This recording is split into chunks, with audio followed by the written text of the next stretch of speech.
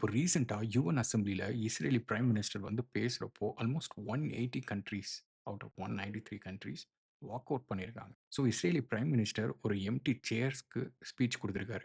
இதுக்கு முக்கிய காரணம் வந்து இஸ்ரேலுக்கும், ஹமாஸ்க்கும் நடக்கிற வார். இது வந்து ஒரு 2 வருஷமா போயிட்டுருக்கு. இதில யார் தப்பு, யார் சரின்னு அவ்வளோ ஈஸியா சொல்லிட முடியாது. இதில ப்ராப்ளம் என்னன்னா, இஸ்ரேலோட அட்டாக் வந்து எவ்வளோ மோசமா இருக்குது அப்படிங்கிறது தான். இப்போ லாஸ்ட் 2 இயர்ஸ்ல ஆல்மோஸ்ட் 63,000 எவ்வளோ 63,000 சிவிலியன்ஸ் கொல்லப்பட்டிருக்காங்க.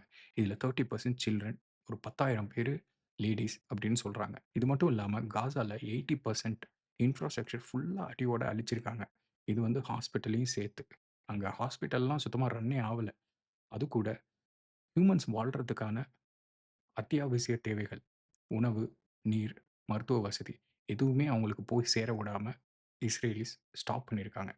ஸோ இவங்களோட ஆக்ஷன்ஸோட இம்பாக்ட் எவ்வளோ தூரம் போயிருக்கு அப்படின்னா, இப்போ ரீசென்ட்டா ஆகஸ்ட் 2025ல அஃபிஷியலா காசா பஞ்சம், வறட்சியில இருக்கு அப்படின்னு டிக்ளேர் பண்ணியிருக்காங்க.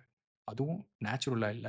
Man made famine. இதெல்லாம் கன்சிடர் பண்ணி இஸ்ரேலி பிரைம் மினிஸ்டர் வந்து ஒரு வார் கிரிமினல் அப்படின்னு கம்ப்ளைண்ட் ரைஸ் பண்ணியிருக்காங்க.